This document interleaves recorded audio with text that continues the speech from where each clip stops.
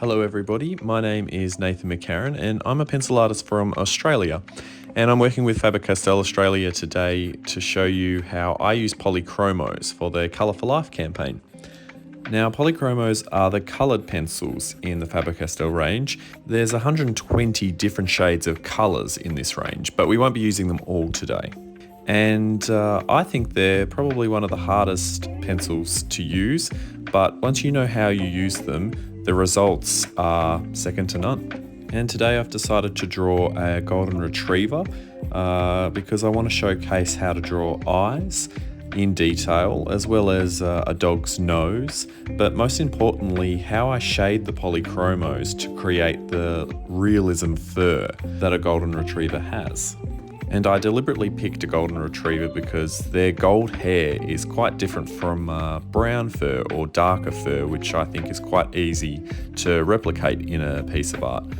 Golden hair and white hair, it's quite hard to reproduce, but I'll show you some tips and tricks on how I achieve it. So let's get started, and I'll show you what I'm using to create this piece. There's 10 polychromo shades here. I'll provide links somewhere in the video or down below in the comments, as well as a white and black fine liner pen, a sharpener, cotton buds for blending, and a kneadable eraser. How do I know what colours I'm using in the polychromo range? Well, that takes a lot of years of experiments. I've drawn golden retrievers before, and sometimes I thought that they have yellow fur, and I've used the yellow pencils, but turns out that it's just a mixture of light browns and golden colours. So as you can see here, I'm using my kneadable eraser to take off the graphite that I use for the initial sketch. I haven't gone into too much detail about the sketch because we're not learning how to draw a dog, we're learning how to blend the polychromos and use the colour pencils properly.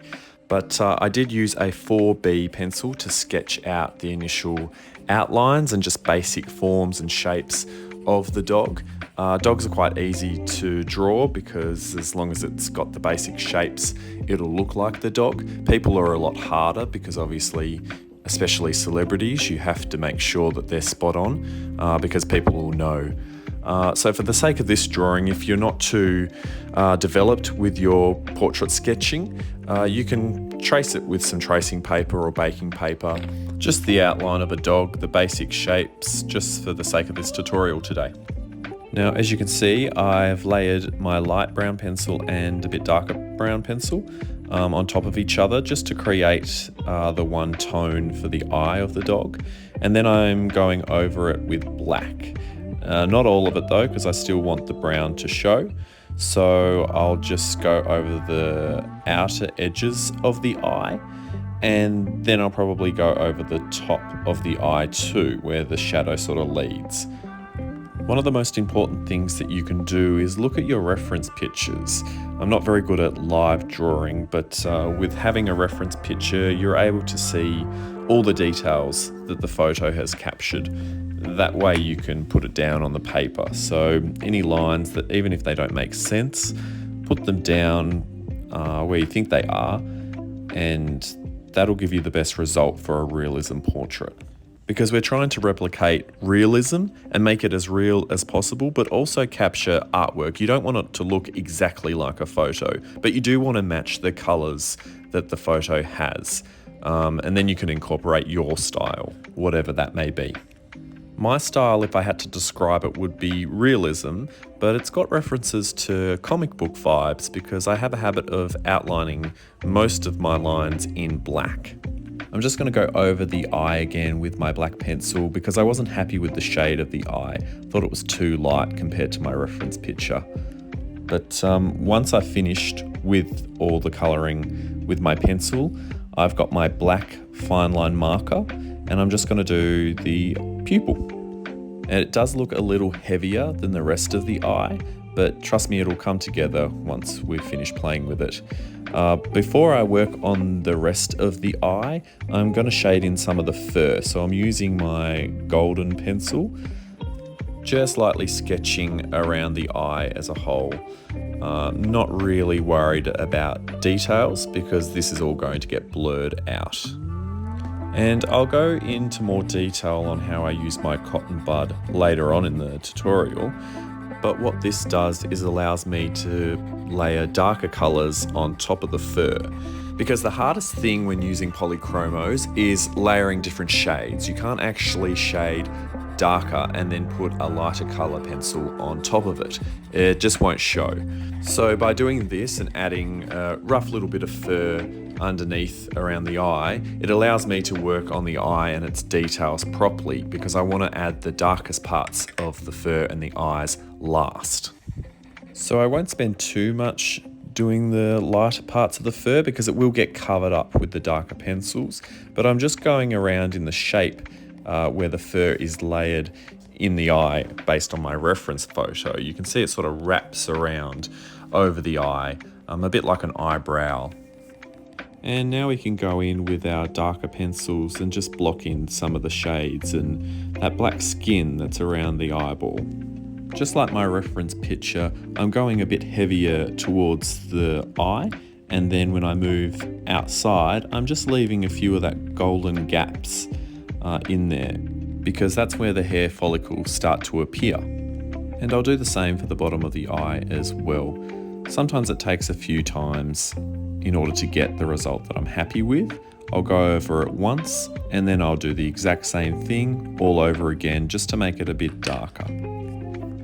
And although it's very hard to see, I've actually swapped pencils now to a different shade of brown compared to the black that I was using before, because I want the outsides of the eye towards the fur to start getting a little bit lighter. And you can see in the strokes that I'm doing now, I'm just carefully placing these brown lines, not to overdo it, because once I put them down, it's very, very hard to take them off and fix that. The kneadable erasers are great, but Polychromos have a habit of sticking to the page, which is good once you've got the piece, because you know they're not going anywhere. But in the middle of the process, it can be very difficult to fix any issues that you've had because you've overdone the work. So I would actually rather go over the same area 10 times rather than doing it once or twice and realizing I've done it too hard, too heavy, and too dark. And I've decided that once I finish the fur around the eye, that I'll actually use my marker that I used for the pupil before, just to go around the outside, just because I think it needs that darkness that pencils just can't create. I do normally use just pencils, but every now and then, just for tiny little details, I'll use the white and black markers just to highlight some areas. And although it looks pretty heavy right now, I can just blend it out a little while the ink is still wet with my black pencil.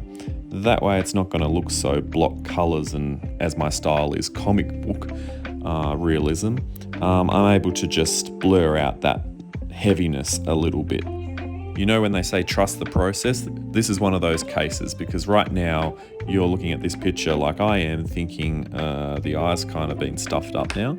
But when you look at the piece as a whole, you'll realise why I've gone so dark where I have. It's just experience of knowing when and when not to do things. So while I wait for those markers to dry, because I can't put the white on top of it for the reflection of the eye, I'm just going to continue building up that fur around the eye that we've done before. Then once the marker's dry, I can go over with my white fine line pen and just add the white reflection that every single eye in every single photo has. And that's pretty much my eye done, and I'll do the same for the other side too. So now we're going to move on to the face and the majority of the fur. The fur split up into 3 sections. The ear, which is medium level of length of fur, the face, which is a real short hair, fine fur, and then the body, which is more long and scruffy fur. I'm going to show you the ear first. I like to travel clockwise in my drawings, but sometimes my hand ends up smudging some of the work, so I do try and work left to right because I'm right-handed, but it doesn't really matter. You can always use a spare bit of paper underneath your hand to avoid the smudginess on your palm. But for the right ear, we're okay. I'm going to block in the colours using my gold pencil and smooth it all out with a cotton bud. The cotton bud is just a normal one you'll find at any supermarket, and it's dry. There's nothing on the cotton bud, and it's just a gentle press and rub down, just to smooth out those strokes and pencil lines. Now almost straight away, I'm going in with the same pencil to do some of that fur texture that we see. I really want the hair to move in the direction that the reference photo is, just because it makes sense to the piece. So I'm really trying to make sure that every pencil stroke is in the correct direction. Doesn't matter if you're not spot on, that's the beauty of art, as long as you get the main gist of it all in the direction that you're going.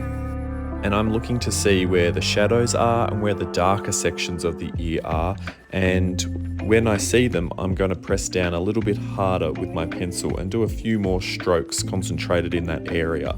For the lighter areas, like the middle of the ear, I'm going to do a few less strokes. That way it gives that illusion that the light's shining on it. Like what I said before, it's better to underwork the piece than overwork the piece.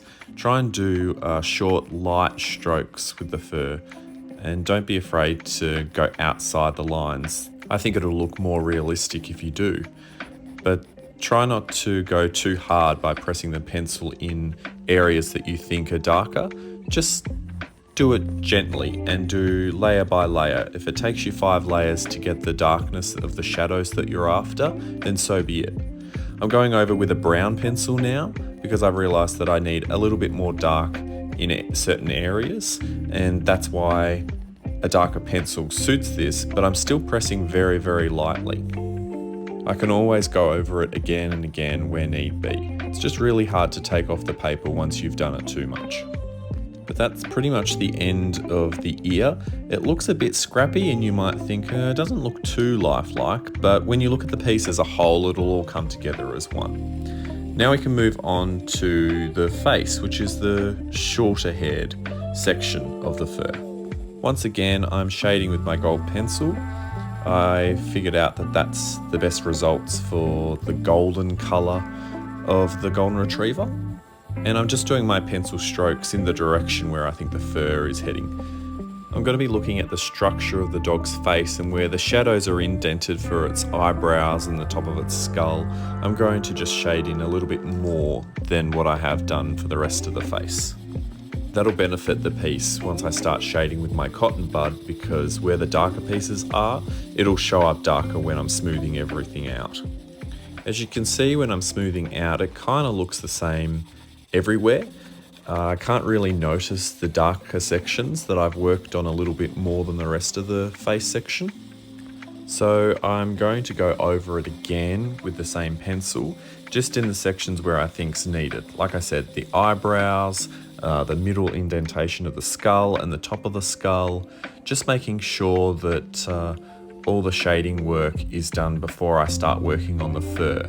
That way when you do the fur over the top of it, it's going to look layered and almost 3D-like. Depending on what dog or animal or person you're drawing, I like to emphasize certain aspects of it. My reference photo doesn't have the eyebrows this high, but I'm going to stretch them out a little bit, almost like the cartoonists on the side of the street emphasize your face when you get your face portrait done.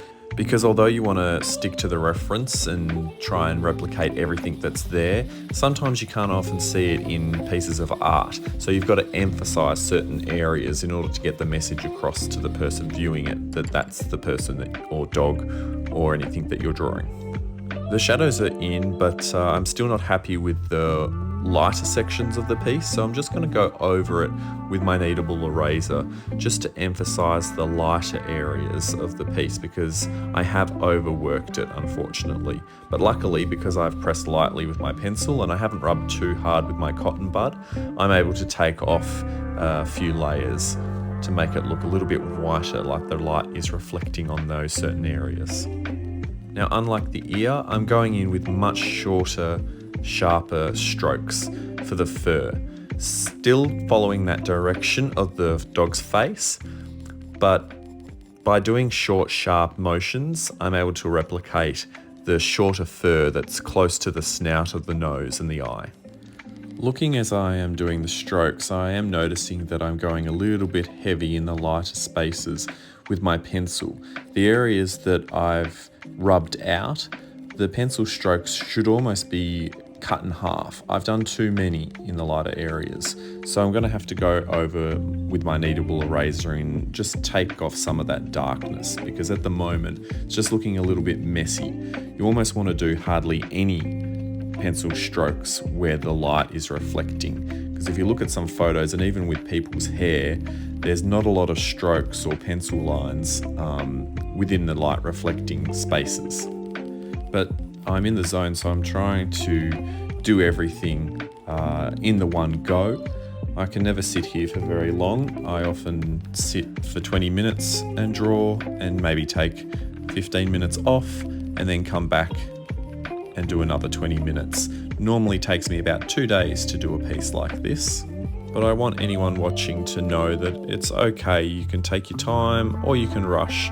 I feel like when I rush, it's obviously proof in the pudding with the results. It's not as detailed, and you can tell when I've taken my time with things. But with this, it's not a matter of rushing. It's just I've used my pencils a little bit too hard in certain areas. But I've gone over with the brown in the darker spots. But now I'll just smooth everything out, because I still feel that the pencil strokes need to be gone. And then I'll just take my kneadable eraser and I'm just going to lighten up the areas where I think the light's reflecting based off my reference picture. You can start to see now that the fur doesn't look as hard. I'm still going to go over it a little bit more, but you can see, especially in the middle section, that by rubbing off some of that pencil stroke, it starts to look more lifelike and a bit more realism, which is what we're trying to create. Now, it's pretty much the same for the face around the eye area, but I wanted to show you on the cheek, because there's a little bit more involvement with what I've just said. You can see that I'm smoothing out all the areas with the light and dark shades, pressing down harder with my pencil where I think the dark areas are. But it's after my shading where I need to concentrate, because it ends with the face and starts with the neck. And I really want to emphasize that without it looking like it merges into one. I want there to be definition. So I'm going to start to go over the areas of the end of the cheek towards the ear a lot darker than what I have done with the rest of the face, because this is underneath that cheekbone. It's further away from the camera, and from the reference picture I can see that underneath the ear there's a lot of shadow as well. So I've gone pretty heavy, and I guess experience knows that I can go heavy here and I'm not going to feel like it's a mistake. It's just practicing fur over and over again where you get that knowledge on how to recreate things properly. But as you can see, I've nearly finished with my gold pencil underneath the cheek, so I'm going to go over with my dark brown towards the ear, and I'm actually going to highlight not everywhere where I've gone over with gold, just half of what I've done with the gold, because I still want the darker gold to seep through. Same with the black pencil, I'll go even smaller still, and you can see I'm making little fur strokes within the ear to make it look like the ear is overlapping that cheek. So I've actually gone and done a few little zigzags and points at the ear that weren't there before. And it's not in my reference picture either. I've just emphasized that just to make it look like there's loose fur and strands of fur that are overlapping. So now it's looking like the cheek has a bit more definition and is standing in front of the neck that we're going to recreate. I was originally going to draw the snout next, but I realised it was the tongue that was in the forefront of the picture, and I needed to do that in order to do everything around it. I literally just block in with a plain pink colour the tongue, and then I go over it again to make it a bit darker, because I realised I wasn't going to actually smudge this with a cotton bud. I was just going to use a heavy hand with my pencil. I go over the outline in black, and then I start to begin the shading process of the tongue. With the tongue, I'm not actually going to use the cotton bud. A cotton bud can sometimes take away the colour of dark shadings.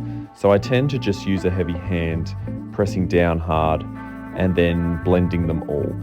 Like with this one, I've used a darker pink, and then I go over the black, and then I go over some pink some more, all to just smudge it all together. It can be tiring and it can be a bit heavy on the paper. That's why I like to use thick paper, because that way I'm not putting a hole in it like I've done previously. But if I were to use a cotton bud, this would be a very pale pink colour, and the grey and blacks would almost look a bit see-through and dusty. I don't want that. I want it to be a block colour. So as you can see, I've used a pen because the white pencil didn't really go on top of the tongue quite well. So I've used a pen just to make those highlights and little taste buds and details that you can see. Towards the snout, I've just gone over basically with some black on the edges, just to highlight where I'm blocking in with the plain black. I also used a little bit of brown too, for that gum line and mouth area. There's no teeth showing, it's literally just the black lip. However, the next part of this piece is probably the hardest part of the drawing that I'll be doing. It's very, very hard to recreate the black skin that's on the edge of the snout on a dog and on the bottom of the chin, like you can see here. What it is in the picture is black skin with light white fur over the top, but it's still see-through. It's very hard to recreate with pencils. So what I'm doing is going over it with black, smudging it a little bit so it gets that see-through vibe. It's not a block color of black, it's just a lightly pressed, almost grey-like tone that we've created now. And then what I can do is cheat a little bit and use my white fine liner just to recreate those fur and highlight them with a black pencil as well, just repeating the process. It's exactly what I've done with the snout. I'm actually pressing in a lot darker towards the center underneath the nose and gradually fading out, lifting up my pencil slightly to do a lighter shade towards the end of the snout. You can see I've vaguely done a little bit of gold on the edges of the mouth. That way, when I'm coming to shade, it all sort of blends in like a real life snout. I've actually used my cotton bud to draw out lines where the whiskers would come through, so it almost looks stripy, as you can see. And then I haven't really blended in too much towards the center of the nose. And I continue to use very, very short pencil strokes to recreate that very, very fine hair around the snout. But in order to recreate the black skin with white fur on top, I have had to use my pen like I did with the chin, just because it's really impossible to use a white pencil on top of that black. But I really didn't want to do black strokes because it wouldn't get that effect like the white was on top if I just used black pencil strokes for the fur, because the fur is white. It's a tricky process and it can sometimes look a little bit off. And when I was doing this piece, I did think that I had made it a bit too dark underneath. But once I kept going, I realized that it was okay and I didn't have to go over anything, luckily. But I'm going to recreate this on the other side of the snout as well, trying to do exactly what I did last time. It's very hard to mirror something in a process that takes an hour because you've forgotten what you've done, but it's all part of the creative process, so it's okay. Now, starting on the nose, it's a little bit different than what I imagine people would think a nose would be, because I'm starting off with purple. You might say that a dog's nose is black, but if you look pretty closely, I mean, depending on the dog, of course, generally speaking, the black nose, when you look closely, is a rich, dark, plum-like colour. So I've gone over in purple and then a lighter brown, and now I'm just defining the edges with my black pencil. I'll actually repeat this process a couple of times. I'll blend with the cotton bud in between each layer that I do. So the first time I did it, it was okay, but I think I could have got it a little bit darker. So I just repeated the steps all over again and blended again. And don't be sad if you do a few layers and it's still not the colour you want. Sometimes it takes me quite a few goes before I get it. Sometimes I have to practice on a spare bit of paper the blending and how many layers I do, just so I have a rough idea of what's needed for the piece. But once I've gone over the black, I then use my white pencil just to highlight some edges and spots where the light's going to hit. And although I thought initially I was right with the nose, and that's why I went over it with a white pencil, I realised that it still wasn't dark enough to my liking. So I got out my black marker, and you can do this for any part of the black bit of the drawing that you feel needs to be a hell of a lot darker than what it should be. Sometimes the pencils can't go that deep. What you can do is put the marker on and then blend it out with a pencil. That way it's not going to look so heavy. It's like what I did with the eyes before. I did say trust the process with that. You can see in the top corner of this as I'm doing the nose that the eyes don't look out of place by having that black marker around them. This is what I'm doing with the nose as well. When you blend it out with a pencil while the ink's still wet, you're able to take some of that heaviness away, but it's still left quite dark, which is exactly what I want. Then I can add the pores on the nose using my white pen. They're quite prominent, so I just use my finger just to dab them off a little bit when they're sort of half wet. That way it takes off the heaviness of it, and I'm left with the pores, which is exactly what I'm after. Then we can move on to the fun part of the process. I mean, it all should have been fun, but this one, it's quite easy to replicate, and you're quite free to be as creative as you want to be. This is the part of the golden retriever's body. I'm just making some S shapes and joining them up to make them thick, replicating thick pieces of hair. It doesn't matter what direction you go in. I'm trying to loosely base it off the reference photos, but as long as it goes downwards and it's not too crazy, you get the idea that it's going to be ruffled fur that's on the body of a golden retriever, especially around the chest where it can be quite messy. So the trick to creating lifelike fur in this area is darkening up the edges towards the areas where the fur would go underneath each other. You can use the gold pencil or a dark brown. I've done a bit of both just to create contrast. And I'm just doing the edges towards the top of the shapes that we've made, and of course in between the areas of fur, because that's going to replicate the fur underneath the highlighted parts that we've drawn.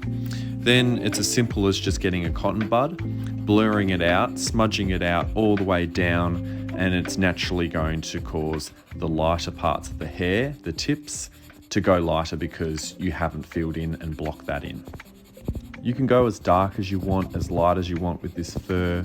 Sometimes I like to use my kneadable eraser to get rid of some of the smudges that I've made with the cotton bud, just to emphasize even more highlights. But it's all about layering. So this layer doesn't look too much, but as you can see towards the left of the piece, that's the finished result that we're going to be doing here. So it doesn't look like that now, but I'll go over it again with the darker pencils, and I'll even throw in some really dark browns on the sides and also some blacks where needed. It can be a slow, repetitive process, but as long as you're making crazy shapes that replicate the fur, then you're going to have a lot of fun doing this, especially doing the outlines darker. I mean, that's what I do. You don't have to. It depends what fur you're doing. With white fur, you wouldn't go as heavy as what we're going through here now. But you'll obviously do this for the whole piece. And if you're worried about how to finish the bottom of the piece, I tend to just do a swooping motion, like an arc that's going to complement the piece.